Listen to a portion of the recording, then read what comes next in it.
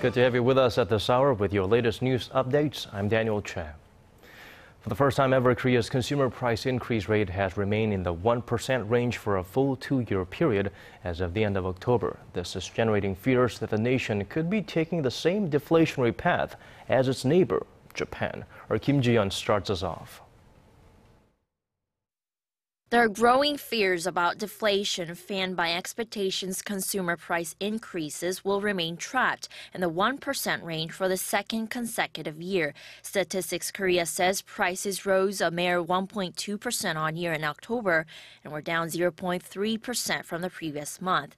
The so-called core inflation rate, which excludes oil and food, edged up 1.8% on year, but that's the slowest increase since February. Prices of agricultural livestock and fisheries products dropped 1.9% on month. At this level, some analysts worry the situation in Korea will reflect what happened in Japan in the early 1990s when Japan found itself in a long-term economic slump. Unlike Japan in the 1990s, Korea is recording positive growth, but there is certainly a risk of deflation if low consumer prices continue for several years. We expect consumer prices to pick up next year. However, the low price trend will likely continue as global growth measures are focused on the service sector and on consumer products rather than on manufacturing. The consumer price increase in Korea was lower than Japan's in September by 2 percentage points, the widest margin ever recorded. Ji-yeon, ARIRANG News.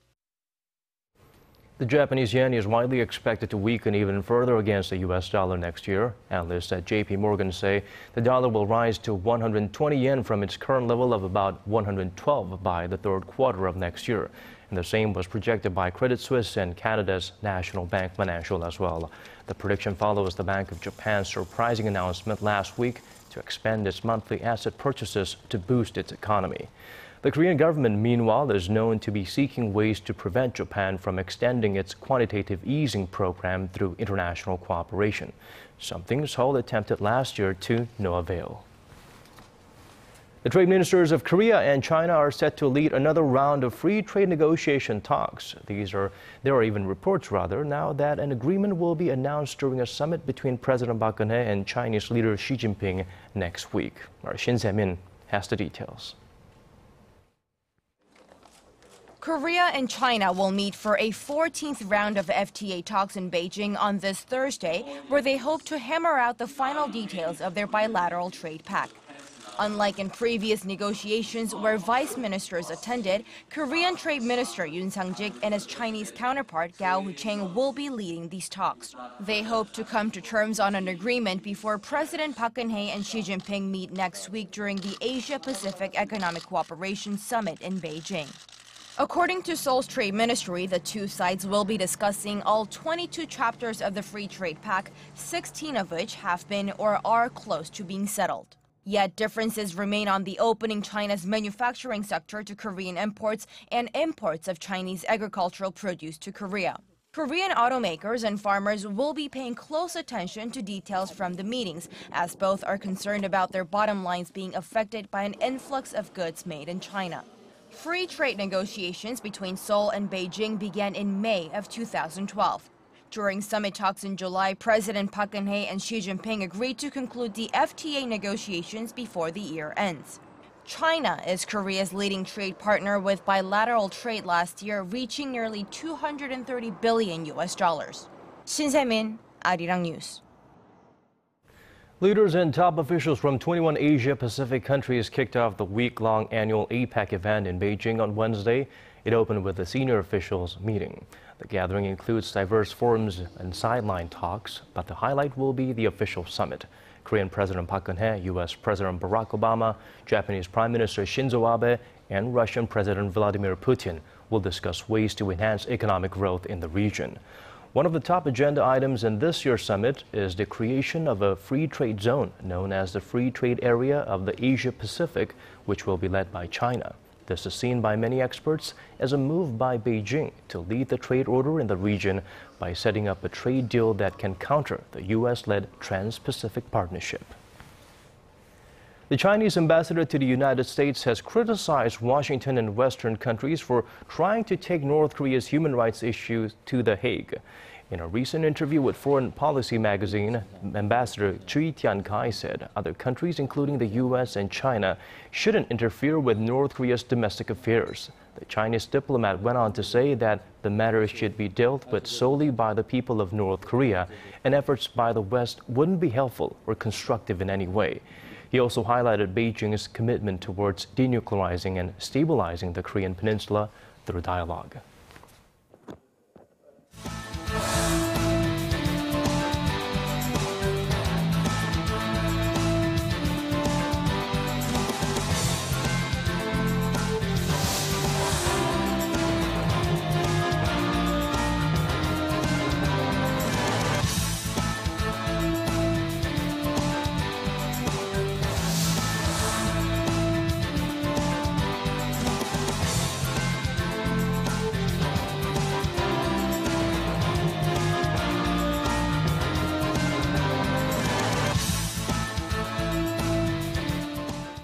The battle over next year's budget is on at the National Assembly. Lawmakers began hashing out the details of the government's spending at a committee meeting today and hope to reach an agreement by the legal deadline of December 2nd. Our Ji-yeon reports.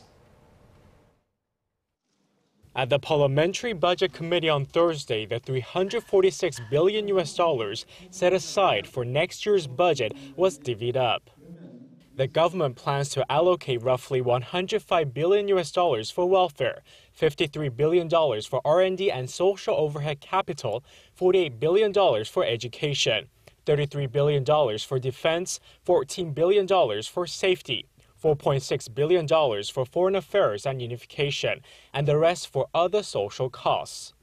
Next year's budget is a 5.7% increase, or $18 billion higher than this year's. Korea's finance minister urged lawmakers for swift passage of the budget bill. Next year's budget bill should be passed as soon as possible to help boost the economy and stabilize people's livelihoods. Lawmakers from the ruling Saenuri Party called for expanding the budget to boost Korea's slow economic recovery, while the opposition warned against tax revenue shortfalls that date back to 2012. Opposition party lawmakers also called for cutbacks in unnecessary budgets and for restoring corporate taxes for conglomerates. Prime Minister Chung Hong-won promised fiscal health to help ease concerns. The government will accelerate physical reforms by blocking the wasting of government expenditures and bolstering punishments for those who misuse government budgets. The two rival parties are trying to reach an agreement on the budget bill before the month ends. According to a parliamentary law revision made last year, if lawmakers fail to reach an agreement on the budget bill, the draft proposal will be automatically submitted to the plenary session on December 1st. The two rival parties are expecting a bumpy road ahead, as the governing party hopes to pass the budget bill by the legal deadline of December 2nd, while the opposition party says a thorough review of the bill should be the first priority. Ji-yeon, ARIRANG News. Retail investors scramble for another day to scoop up early orders of stocks for Samsung Group affiliate Samsung SDS this Thursday. The public offering is seen as a means of giving the Samsung owner family more control over the group. Our Kwon So-wa explains. The subscription competition rate for early investing in Samsung SDS, Samsung Group's IT services affiliate, exceeded 100 to 1 on the second and last day of its early order period. The IT services company's IPO is said to be the largest listing in the second half of this year and is ready to make its debut on Korea Stock Exchange next week. Korea Investment and Securities says a total of nearly 1.2 million shares are up for bidding.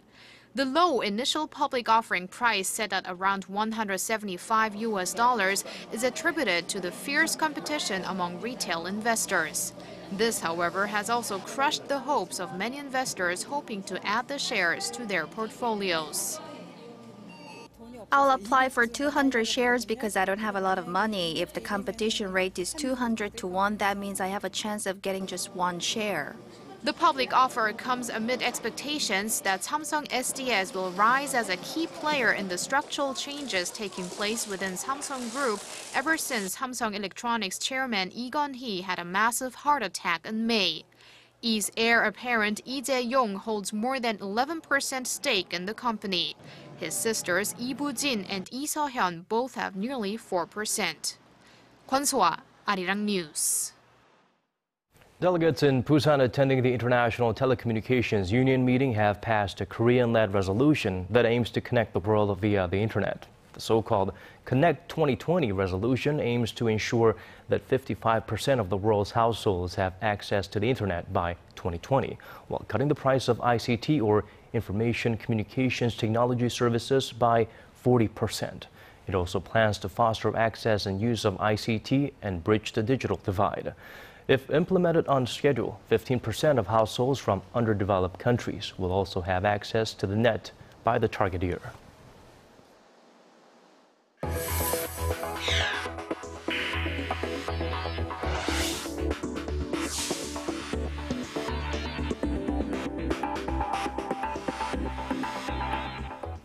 Reacting to the Democrats' big loss in the U.S. midterm elections, President Barack Obama says he heard the frustration of voters. Republicans will now have control of both houses, and the president says he is eager to work with the new Congress. Our Connie Lee has more.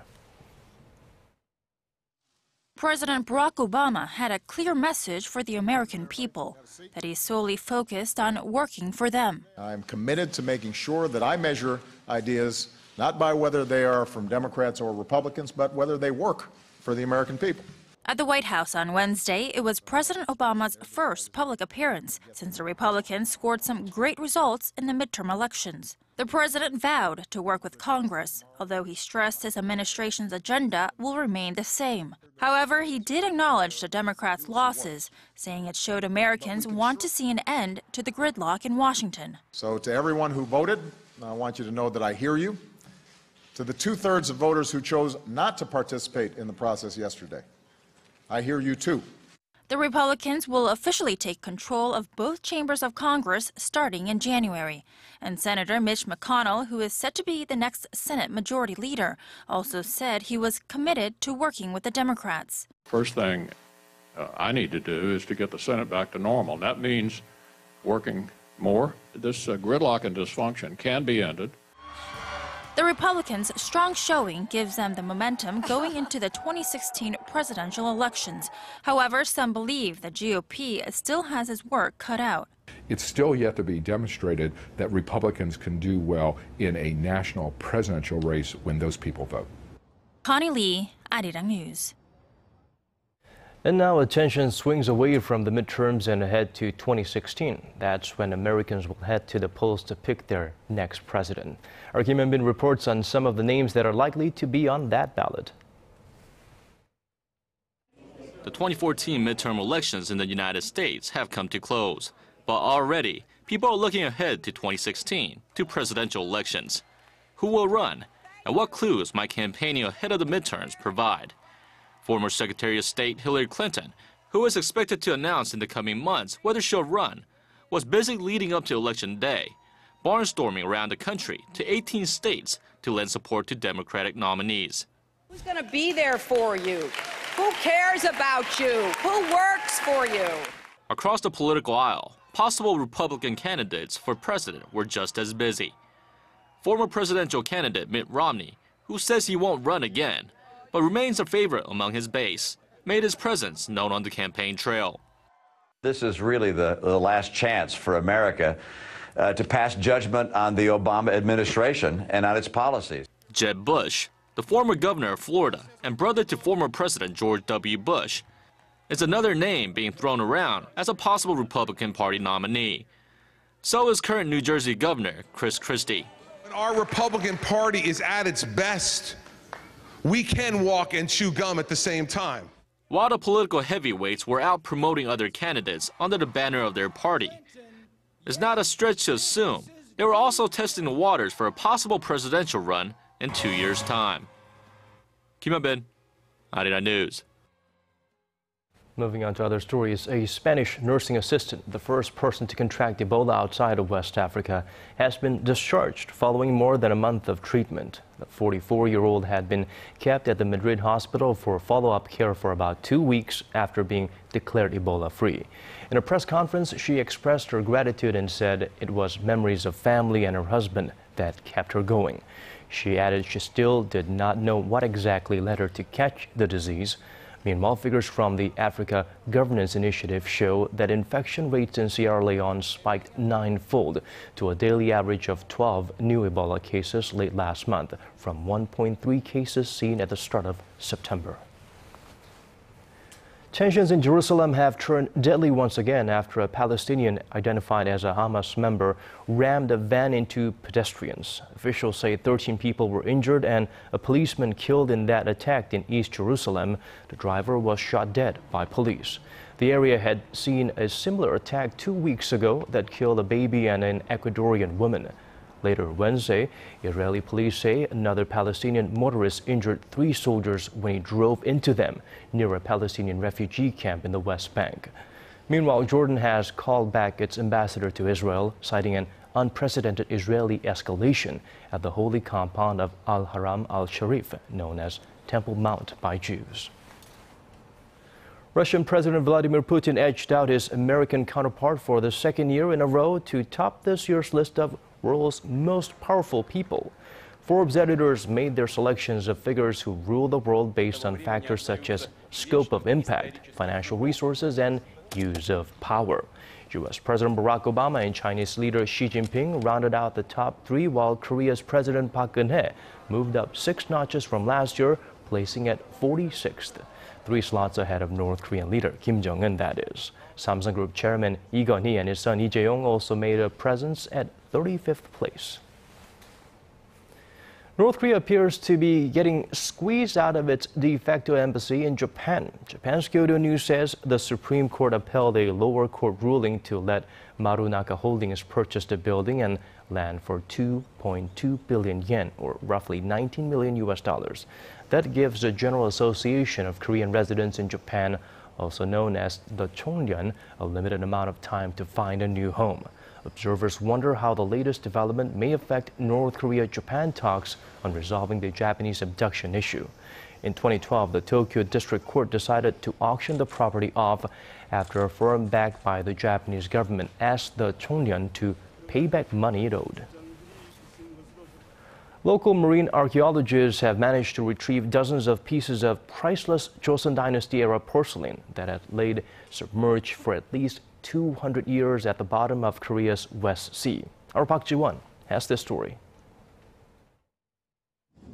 This particular area off the coast of Chungcheongnam-do province near the county of Tan is a hotbed for shipwrecks. 4 ancient vessels have been found in these waters since 2007, and another has recently been discovered. Measuring about 11 meters long and 6 meters wide, the sunken ship was carrying over 100 white porcelain wares, along with 2 puncheong, or grayish green powder glazed ceramics, artifacts representative of Korea's Joseon Dynasty. Experts believe the pieces date back to the late 18th century to early 19th century. Seeing where the artifacts were recovered, we now know that the white porcelain was shipped by sea and traded between various regions.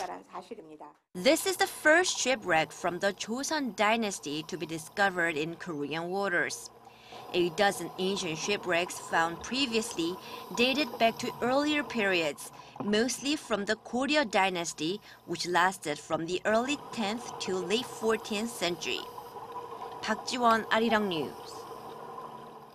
Can one person really make a difference? I'd like to think so, and that's exactly what one of Korea's first female contemporary ceramic artists was able to accomplish. Our Im Yoon-hee met with the master craftsman for this story. Submerged in a shower of leaves, caressed by the cool, crisp air, the colors of the wind. It's a window into the rhythm of nature. But here, this window is made from the earth itself. Ceramic artist Hwang Jong-rae molds and shapes the cool clay of Mother Earth. into works of art. She's mastered the ability to emulate the fluidity of the natural world and apply it to our everyday life. Ceramics is a necessary tool in life, both in the past and even in today's world.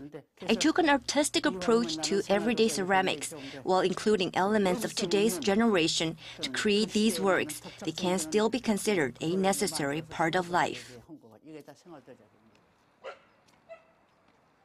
These beautiful grounds have inspired Hwang for the past 40 years. It's where she lives, breathes, and works with her ceramics, something that has grown embedded into her life.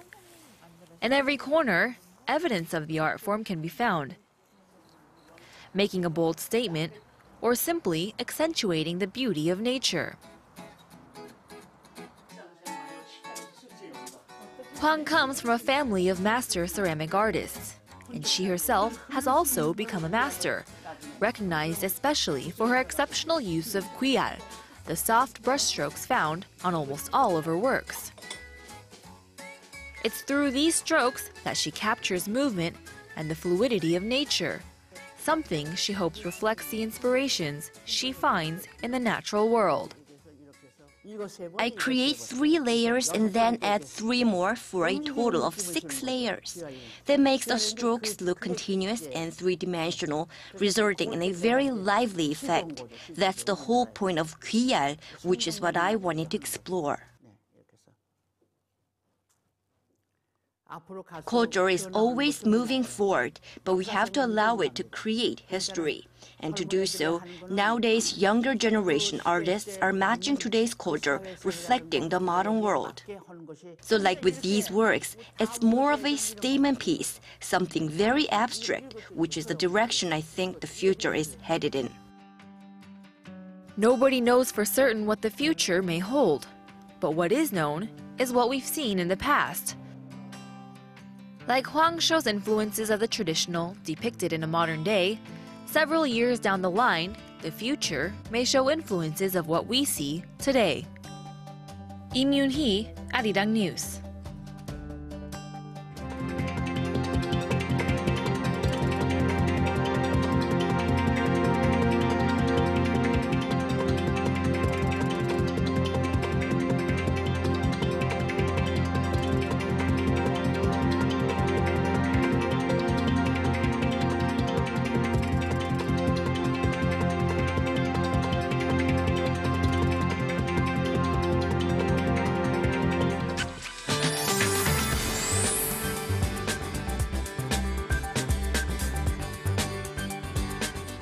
Hello and happy Thursday. I'm Kim Bo-kyung with the weather forecast.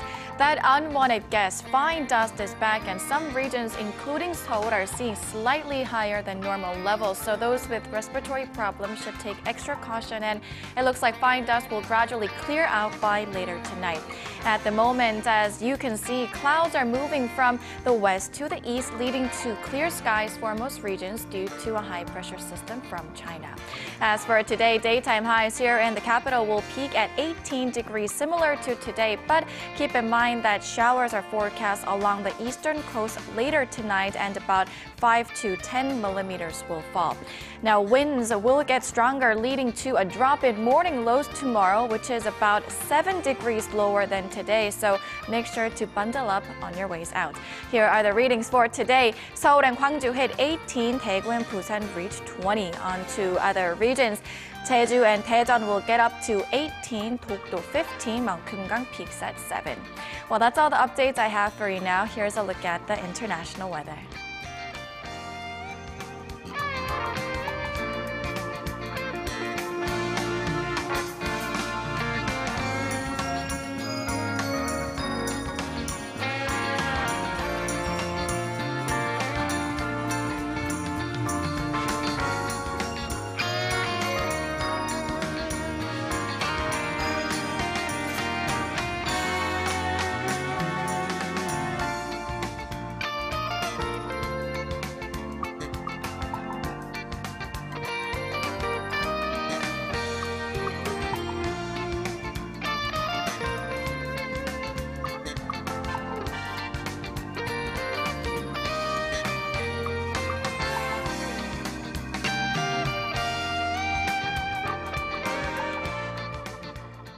And we've come to the end of our newscast. Thank you for staying with us. For more, do tune back at 6 p.m. Korea time.